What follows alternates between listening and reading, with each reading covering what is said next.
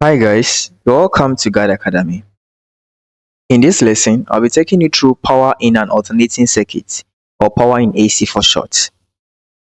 In our previous lesson, I took you through impedance. We saw how to calculate the respective impedance in different circuits, RC, RL, RLC, and the others. So if this is the first time you are visiting this channel, kindly subscribe, go back to the videos so that you understand the focus you are teaching. Power in alternating circuits. In an alternating circuit, there are three major power we deal with. The first one is what we call the apparent power. Apparent power. So when I say apparent power, it's actually the total power in any circuit. So when I take an alternating circuit, the entire power, the total power is called apparent power. It's represented as S, okay, and the unit is given as VA. So mostly if it is kilo VA, so VA. That is volt amperes, okay, volt amperes. This is the total power in any AC. The second power is what we call the active power. Active power. So active power is represented as P and the unit is simply watt. So active power is actually the actual power we talk about, okay? So in any AC circuit, the active power is simply the actual power you know, and the unit is watt. And finally, we have a third component called the reactive power. Reactive power. And the reactive power is represented as Q, and the unit is kVAR, or simply VAR, okay, VAR, volt amperes reactive. Okay, so let me remove the K from there. So now, let's analyze this. Apparent power, active power, then reactive power, right? So these are the only terminologies associated with power in AC. You realize that you have spoken about two main resistances in any circuit. We have the resistance and the reactance. Resistance is due to resistor and reactance is due to either a capacitor or an inductor. So there is power contributed by the resistor, and that is what we call the active power. And there is power contributed by the reactance, whether inductive or capacitive or both. That is what we call the reactive power. So please take note of these terminologies. So here, let's see something. The relationship is that the general one. So let's say apparent power. So my apparent power, also known as S, is given as my V times I. So when I multiply the total voltage in any alternating circuit by the current in that circuit, I'm supposed to get what we call the apparent power S. Let me draw this phase diagrams here for you to understand it better.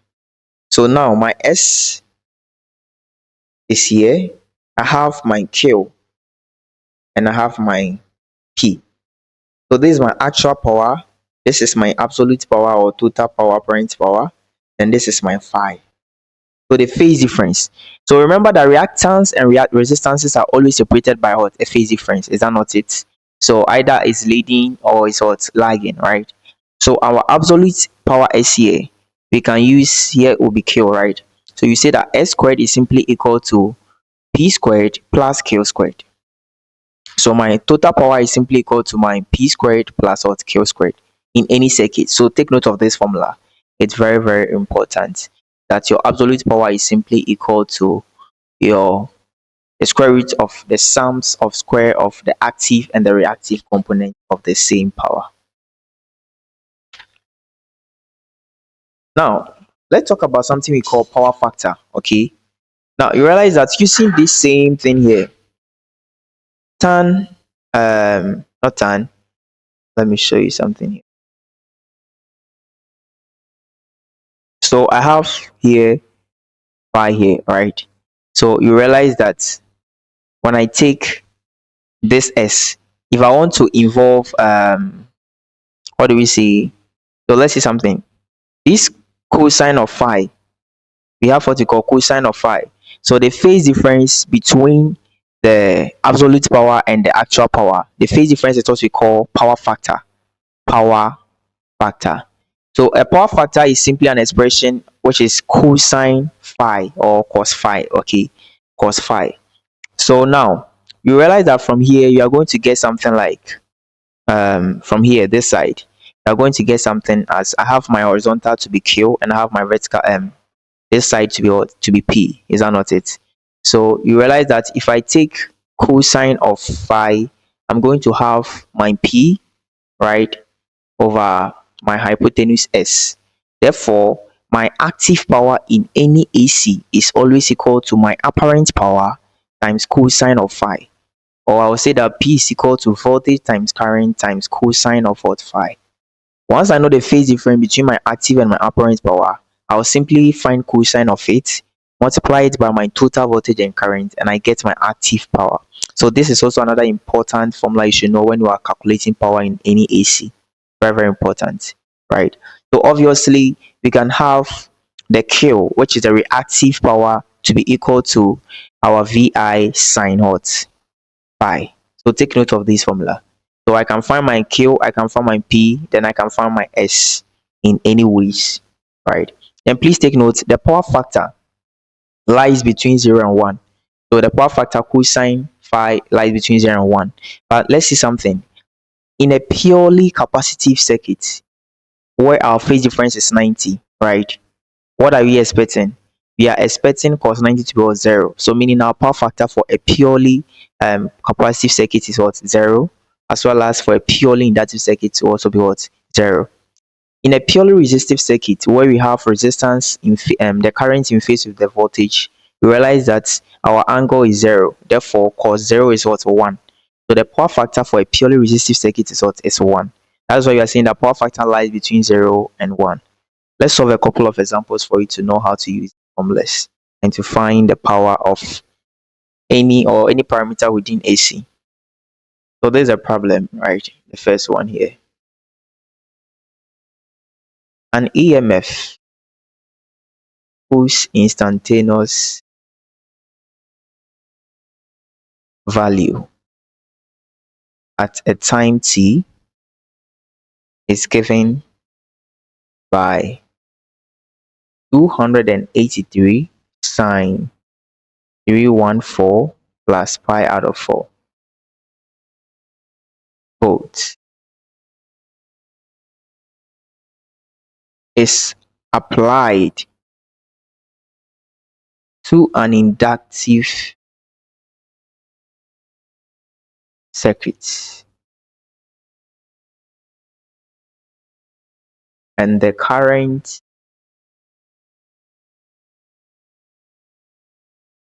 in the circuit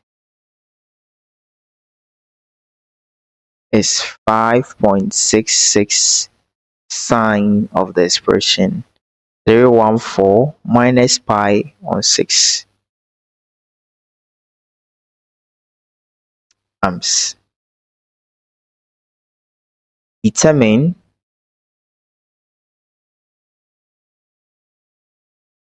A, frequency of the EMF, then B, the resistance, then C, the inductance of the circuit, then D, the power absorbed. Good. So let's analyze this problem. An EMF whose instantaneous value at a time t, so EMF is like voltage source, right, is given by 283 sine of the expression d14 plus pi on 4. The plus pi on 4 is a phase difference volts. Is applied to an inductive circuit, and the current in the circuit is 5.66 sine of the expression 314 minus pi on 6 amperes. Determine this: A, the frequency of the EMF, B, the resistance, C, the inductance, then D, the power absorbed. So to solve this, our first, you're looking for the frequency, right? So what's our EMF? Our EMF is simply 283 sine 314 plus pi on 4. So here, we simply want to find the frequency. So remember, we are looking at this term, 314. So the 314 should be equal to 2 pi f. Take note, that's our angular frequency. angular frequency. Therefore, my frequency is simply equal to 314 over 2 pi, and that gives me 50 hertz. That's all. Let's go to our B. For the B, we are looking for the resistance, then also find the inductance of the circuit. But let's see something. The EMF is supplied to an inductive circuit, meaning that there is a presence of an inductor, right, in the circuit, and it's giving us this. So to find your resistance and your inductance, what do we need? We need the impedance. That's the first thing that we need. Once we get to know our impedance, we can find the reactive component and the resistive component. So we have been given the peak voltage or the peak EMF and the peak current. So let's find the actual one, the VRMS. So my VRMS, or my simply V, is equal to 283 over square root of 2. Take note. 283 over square root of 2. Then my I, which is an inductive circuit. So the current in the I, in the inductive circuit I, is also going to be given as 5.66 over square root of what? 2. Okay. So at this point, find my V, I find my I. Simple as that. What do I need? I need to find my impedance. So my impedance Z is simply equal to my V over what? I. So this V divided by I, that's going to what? Cancel the root 2, and I'll simply have 208 over 5.6. What is 283 over 5.66? That's 50 ohms. So our impedance is simply equal to 50 ohms. Okay, that's the total impedance. But we need to find the resistive component and the inductive component. To find that, we need the phase difference. But here, we are going to use okay, so for the phase difference, realize that the EMF and the current are not in the same phase. Okay, so to find the phase difference, we first find the phase difference from there. One is pi on 4 and one is negative pi on 6. So our phase difference, our phi, is simply equal to pi on 4 minus pi on 6. And this gives us what? Pi on 4 plus pi on 6. LCM is 24, and you're going to have 6 plus 4. That is 10 over 24 pi. This is our total phase difference. Meaning that since the phase difference is now positive, that is, we are going to have the inductance. Okay. So here the idea is that though the question restricted us that it was passed through the current in an inductive circuit. Okay. So the idea that there will be the presence of a capacitor can be debunked by the fact that we have a positive phase difference. Okay, because if the voltage is leading the current, then it means that we are having what? So do you know that the difference could have been otherwise? So the difference is when you are trying to take the voltage as a reference minus that of the phase difference of the current, and it's positive, meaning the voltage is leading. Therefore, it's a purely inductive circuit with a resistor, right? So now we have our phase difference. At this point, what do we do? You remember that our R is equal to our impedance cosine angle phi, or which you say that our impedance and the power factor, and our XL is simply equal to our impedance sine angle phi, right? As simple as that. So now what is R?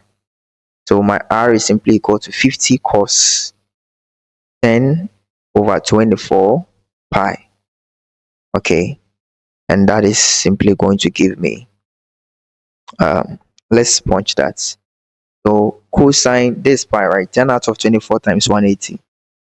10 out of 24 times 180. That is 75, right? So 50 cos 75.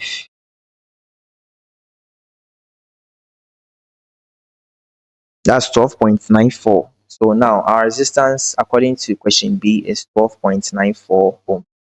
Let's find for C is saying that we should find the inductance. Please, we have inductive reactance and we have inductance. So we can only find inductance when we know the inductive reactance. So my XL is simply equal to Z sine phi. And that is giving me what? 50 sine 10 over 24 pi. So let's find 50 sine 75. That gives me 48.3. 48.3 ohms. And that is my X. But to find my L, remember that my capacitive inductance, which is inductive reactance, which is XL, is always equal to 2 pi FL, right? So L is simply XL over 2 pi F. So I'll have 48.3 over 2 pi times what? My frequency, what, 50. Is that not it? Yeah. So that gives me over 100 pi. So I have a fraction 48.3 over 100 pi. And that is simply equal to 0.154.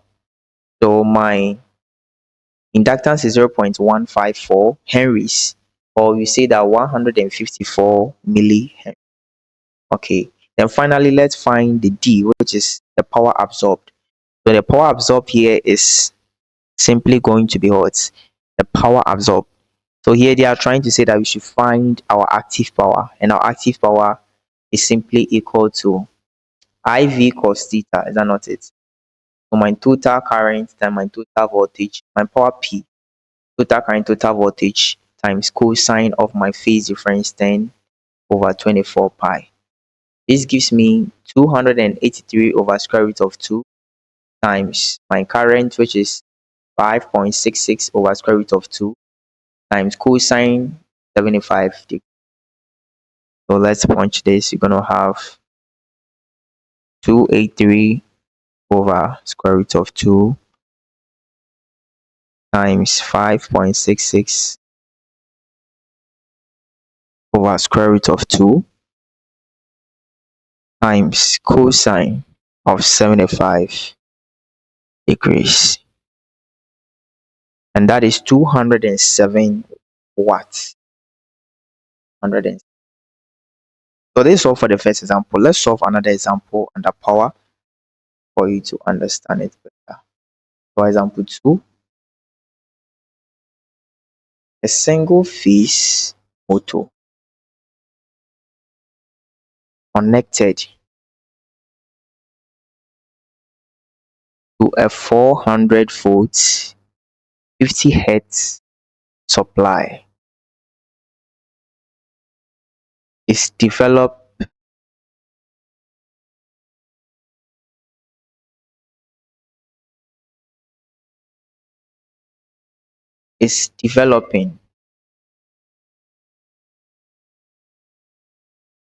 10 kilowatts with efficiency of 84% and a power factor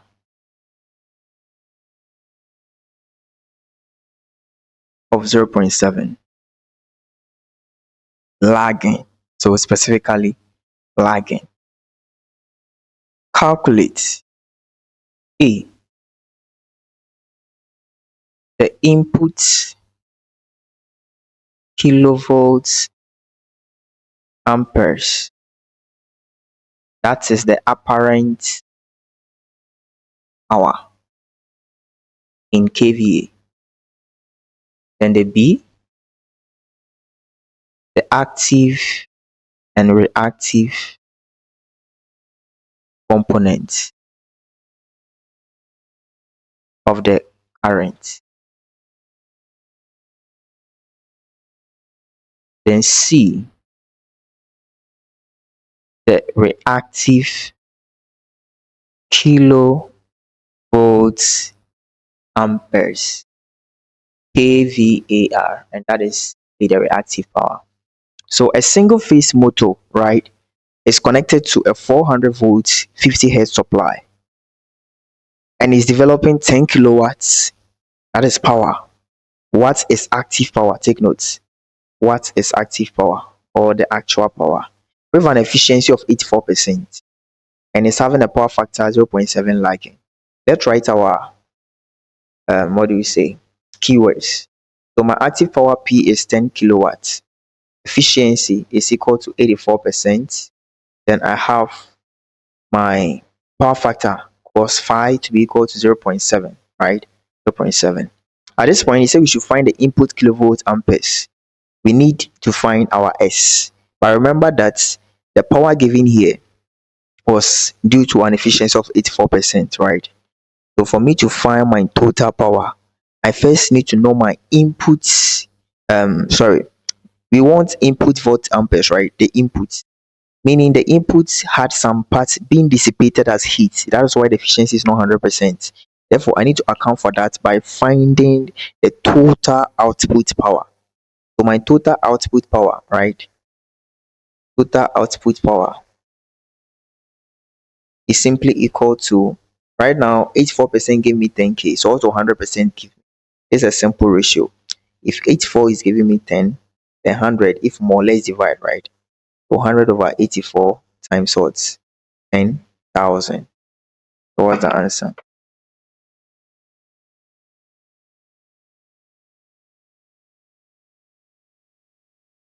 So now we have a fraction here, and the fraction is giving us 25000 over 21. Now let's leave it in fraction. So this is the total output power, right? And that is in watts. We need the total apparent power, which is the kilovolt amperes. And remember that S is simply equal to, no, my active power is always equal to my total power times my power factor. Know that, which is VI cos phi or S cos phi. So right now I need the S or the total power. So my S is simply equal to my active power over my power factor, as simple as that, cos phi. Okay. So at this point, my A is going to be answered simply by using the value 25,000 over 21 divided by what? 0.7 as my power factor. So what do I get? I simply get this answer divided by 0.7, and the answer is given as 17. Sorry.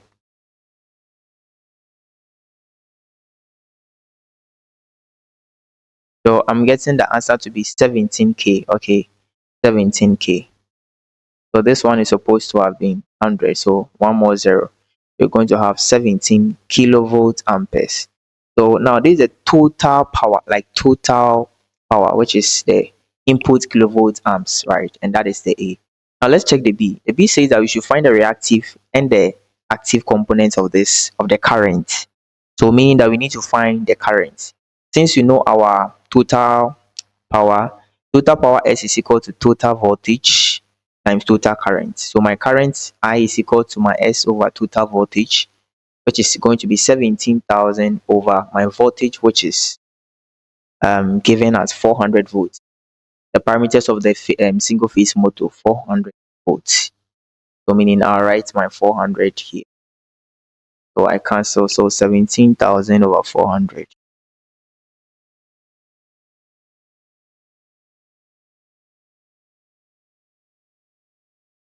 And that is 42.5. So my current I is equal to 42.5 amps. Find the reactive part of this current is simply I cos what? Phi, right? And that is the same as I times my power factor, which is going to give me 42.5 times 0.7. So that is my I sub R, 42.5 times 0.7. And that is 29.75, 29.75 amps. Then let's go for the I sub. I need both the reactive component as well as what? The We need the reactive, right? So the reactive is I sine phi. So now how do I get a sine? So the sine is simply going to be I times square root of 1 minus my power factor squared. This is from I and R, remember.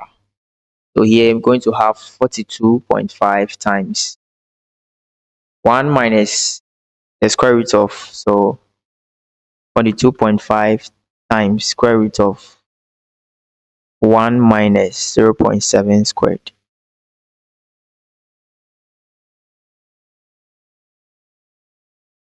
That is 30.35, right? So this is giving us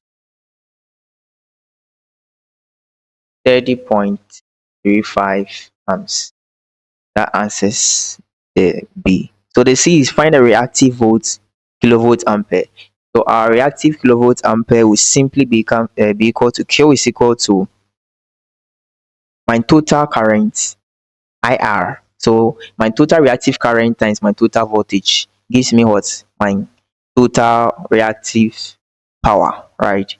So my 30.35 times my 400, right? So what am I getting? So 30.35 times 400.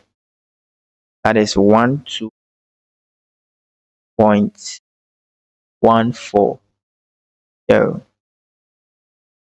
kilovolts.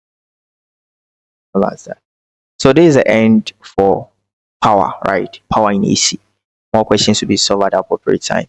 So see you in complex numbers in AC, right? We'll be looking at how to introduce the J operator. Please don't forget to subscribe and you also like.